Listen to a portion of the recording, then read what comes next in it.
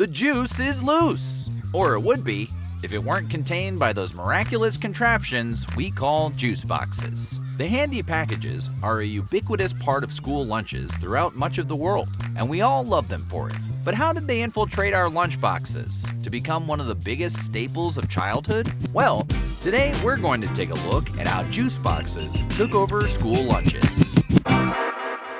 Before we get started, be sure to subscribe to the Weird History Food channel. After that, please leave a comment and let us know what other lunchroom foods you would like to hear about. Okay, time to poke a straw into a nice, juicy box of Weird History food.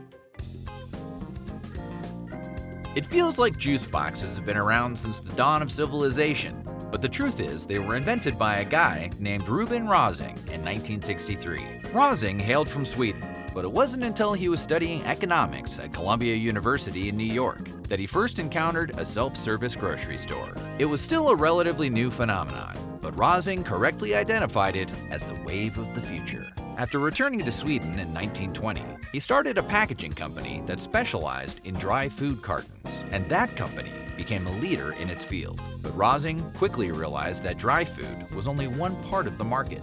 Liquids, like milk and juice, were still being sold in heavy glass bottles, and Rosing suspected that the growth of self-service grocery stores would create a demand for lighter, more convenient ways to carry those fluids. To that end, he set out to use modern technology to produce stable, efficient cartons that could reliably contain liquid products. But getting it right didn't happen overnight. In fact, it actually took decades of development. Inspired by cartons made of wax paper, Rosing's company eventually developed a plastic-coated carton, which it patented in 1944. Later, in 1951, he started a company called Tetra Pak, and in 1952, that company started selling early versions of its products to a local Swedish dairy. Tetra Pak's business slowly started to grow in Sweden, and over the next few years, it would expand into Germany, France, and Italy. Even after all that, things wouldn't really take off until the invention of what Rosing called the Tetra Brick package in 1963. Thanks to a technology called aseptic processing,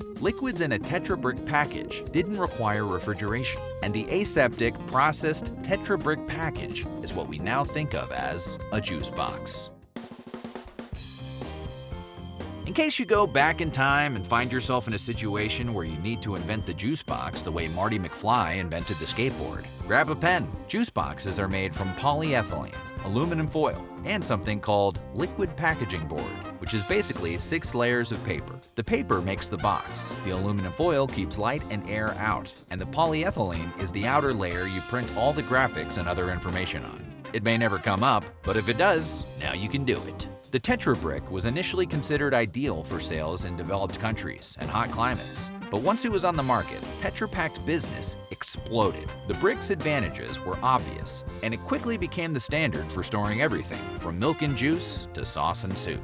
Or at least it did in Europe. You see, back then, Europeans tended to have small refrigerators, and in addition to all the other cool stuff it could do, the Tetra Brick was a nice, compact, space-saving device. But over in the US, people tended to have big refrigerators, and space wasn't really at a premium, so American manufacturers weren't as quick to adopt the Tetra Brick.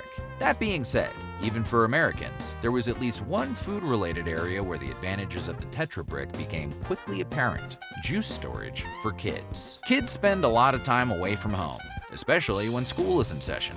That means they also spend a lot of time away from refrigerators, which is where juice needs to be stored to avoid spoilage. Tetra Bricks, however, allowed kids to tote their juice supply around with them in a convenient package that easily fits into a lunchbox. And they're virtually impossible to spill.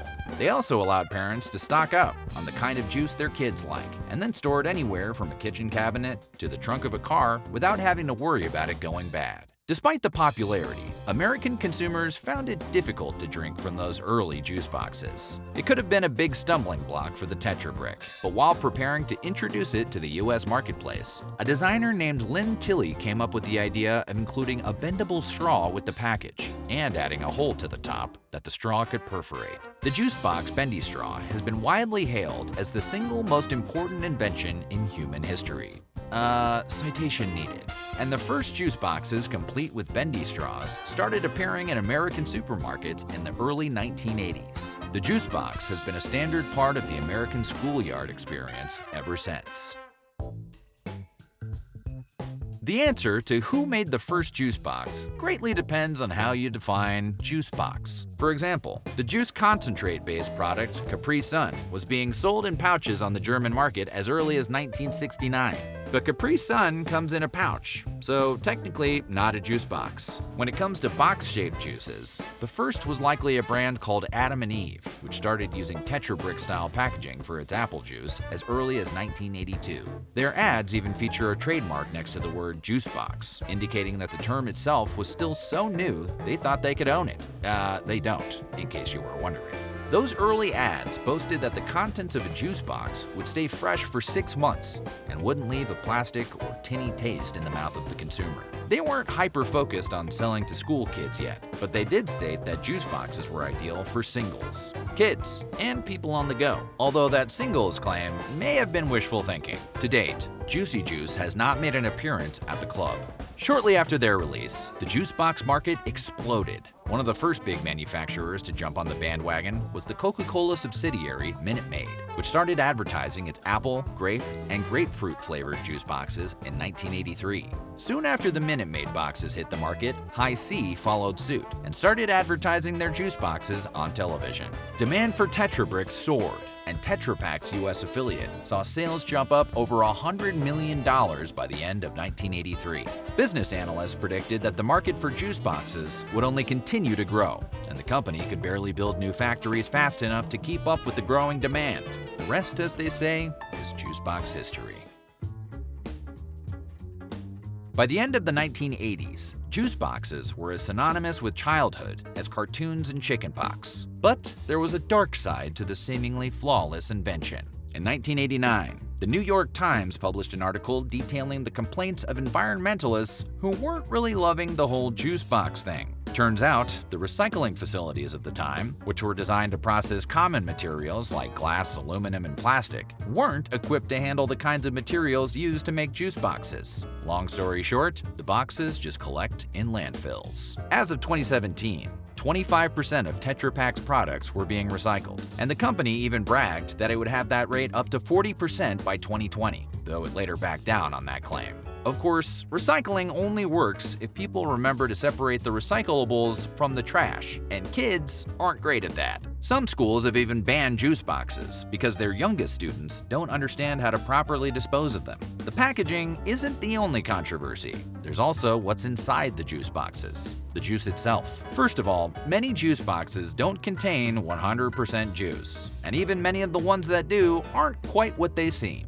The trick is that 100% juice doesn't mean the same thing as 100% fruit, which is to say, a product that's 100% juice could contain the juices of more than one type of fruit, be made from a concentrate, or even contain various additives. Juicy Juice, for example, advertises itself as 100% juice, but is actually made from fruit juice concentrate, and certain varieties even contain additives like sugar and preservatives. And speaking of sugar, even totally naturally fruit juice is pretty dang sweet, and while it's tempting to think being natural makes it better for you, it doesn't. The sugar found in juice is just as bad for you as the sugar found in soda. For nutritional purposes, the World Health Organization barely even differentiates between the two. The American Academy of Pediatrics recommends limiting the juice intake of kids aged 1 to 6 to just 4 to 6 ounces a day. Kids aged 7 to 10 can have 8 to 12 ounces a day. After that, the pediatricians don't care. It's someone else's problem. According to Ranker, the most popular juice boxes are the ones made by Capri Sun, which were arguably the first on the market. You can't beat a true original. But if you're bothered by the fact Capri Sun technically comes in a juice pouch instead of a juice box, the next most popular brands are made by Kool-Aid, High C, Minute Maid, Tropicana, and Juicy Juice. And in case you were wondering, Apple and Eve, the company that originally kicked off juice box mania in the US, is now the 9th most popular. Just like McDonald's Happy Meals, juice boxes are just something you're gonna have to deal with if you become a parent. But it's not all junk food. The less added sugar, the better. And try to avoid any brand whose ingredients go beyond fruit juice, water, and vitamins. That's where the concentrate and other additives sneak in. But if you don't have kids, just grip it and rip it. Some of those straw punches are so tough, they have to be made for adults. So what do you think? What was your favorite juice box when you were a kid? Let us know in the comments below. And while you're at it, check out some of these other weird history food videos.